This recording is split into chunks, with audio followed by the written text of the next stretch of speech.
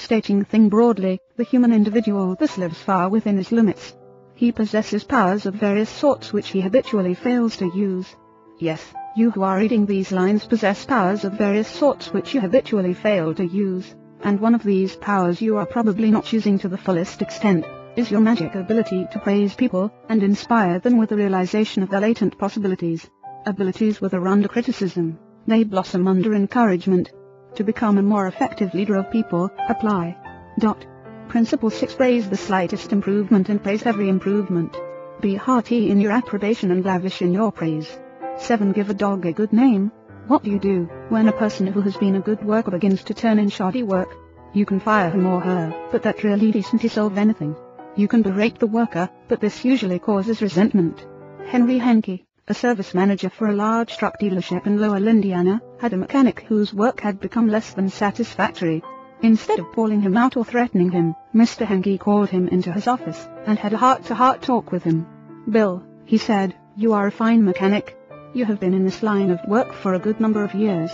You have repaired many vehicles to the customer's satisfaction. In fact, we've had a number of compliments about the good work you have done. Yet, of late, the time you take to complete each job has been increasing, and your work has not been up to your own old standards. Because you have been such an outstanding mechanic in the past, I felt sure you would want to know that I am not happy with this situation, and perhaps jointly we could find some way to correct the problem." Bill responded that he realized he had been falling down in his duties, and assured his boss that the work he was getting was not out of his range of expertise and he would try to improve in the future. Did he do it? You can be sure he did. He once again became a fast and thorough mechanic. With that reputation Mr. Henke had given him to live up to, how could he do anything else but turn out work comparable to that which he had done in the past? "The average person," said Samuel Auckland, then president of the Baldwin Locomotive Works, "can be led readily, if you have his or her respect, and if you show that you respect that person for some kind of ability. In short, if you want to improve a person in a certain respect, act as though that particular trait were already one of his or her outstanding characteristics." Shakespeare said, "Assume a virtue, if you have it not." And it might be well to assume, and state openly that other people have the virtue you want them to develop. Give them a fine reputation to live up to, and they will make prodigious efforts, rather than see you disillusioned. Georgette Leblanc, in her book Souvenirs, My Life with Me to Link, describes the startling transformation of the humble Belgian Cinderella. "A servant girl from a neighboring hotel brought my meals," she wrote. She was called Marie the dishwasher, because she had started her career as a scullery assistant. She was a kind of monster, cross-eyed, bandy-legged, poor in flesh and spirit. One day, while she was holding my plate of macaroni in her other hand, said to her point blank, "Marie, you do not know what treasures are within you." Accustomed to holding back her emotion, Marie waited a few moments, not daring to risk the slightest gesture for fear of a catastrophe. Then she put the dish on the table, sighed and said ingenuously, "Madam, I would never have believed it." She did not doubt, she did not ask a question. She simply went back to the kitchen, and repeated what I had said, and such is the force of faith, that no one made fun of her. From that day on, she was even given a certain consideration. But the most curious change of all occurred in the humble Marie herself. Believing she was the tabernacle of unseen marvels, she began taking care of her face and body so carefully that her starved youth seemed to bloom, and modestly hide her plainness. 2 months later, she announced her coming marriage with the nephew of the chef. "I am going to be a lady," she said, "and thank me." A small phrase had changed her entire life. Georgette Leblanc had given Marie the dishwasher a reputation to live up to, and that reputation had transformed her.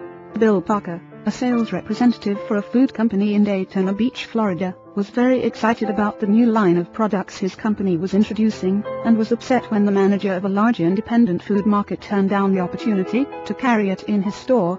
Bill brooded all day over this rejection, and decided to return to the store before he went home that evening and try again.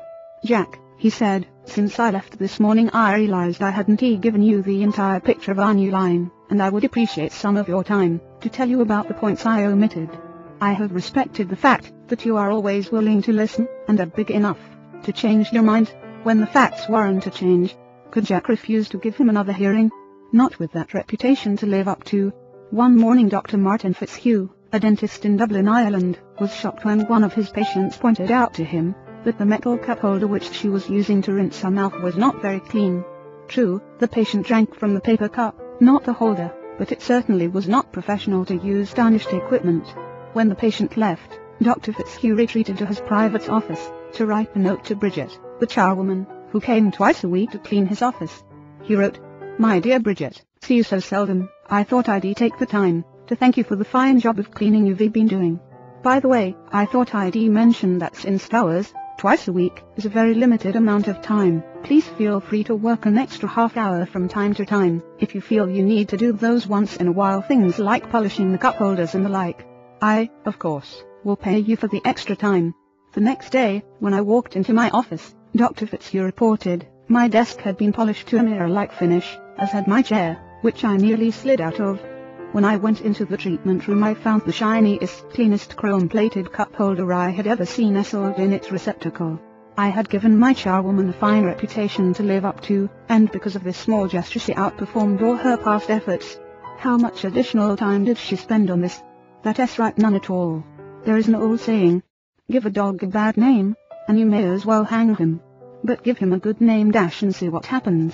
When Mrs. Ruth Hopkins, a fourth-grade teacher in Brooklyn, New York, looked at her class rush to the first day of school, her excitement and joy of starting a new term was tinged with anxiety. In her class this year she would have Tommy T, the school's most notorious bad boy. His third-grade teacher had constantly complained about Tommy to colleagues, the principal and anyone else who would listen. He was not just mischievous, he caused serious discipline problems in the class, picked fights with the boys, teased the girls, was fresh to the teacher, and seemed to get worse as he grew older. His only redeeming feature was his ability to learn rapidly and master the schoolwork easily. Mrs. Hopkins decided to face the Tommy problem immediately. When she greeted her new students, she made little comments to each of them. "Rose, that's a pretty dress you are wearing. Alicia, I hear you draw beautifully." When she came to Tommy, she looked him straight in the eyes and said, "Tommy, I understand you are a natural leader. I am going to depend on you to help me make this class the best class in the fourth grade this year." She reinforced this over the first few days, by complimenting Tommy on everything he did, and commenting on how this showed what a good student he was. With that reputation to live up to, even a 9-year-old couldn't he let her down, and he didn't he? If you want to excel in that difficult leadership role of changing the attitude or behavior of others, use Principle 7. Give the other person a fine reputation to live up to.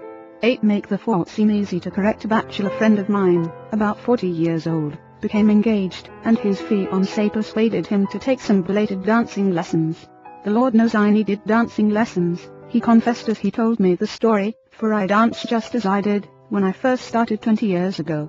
The first teacher I engaged probably told me the truth. She said I was all wrong, I would just have to forget everything and begin all over again. But that took the heart out of me. I had no incentive to go on, so I quit her. The next teacher may have been lying, but I liked it. She said nonchalantly that my dancing was a bit old-fashioned perhaps, but the fundamentals were all right, and she assured me I wouldn't have any trouble learning a few new steps. The first teacher had discouraged me by emphasizing my mistakes. This new teacher did the opposite. She kept praising the things I did right and minimizing my errors. "You have a natural sense of rhythm," she assured me. "You really are a natural-born dancer. Now my common sense tells me that I always have been, and always will be a fourth-rate dancer." Yet, deep in my heart, I still like to think that maybe she meant it. To be sure, I was paying her to say it, but why bring that up? At any rate, I know I'm a better dancer than I would have been if she hadn't told me I had a natural sense of rhythm. That encouraged me. That gave me hope. That made me want to improve. Tell your child, your spouse, or your employee, that he or she is stupid or dumb at a certain thing,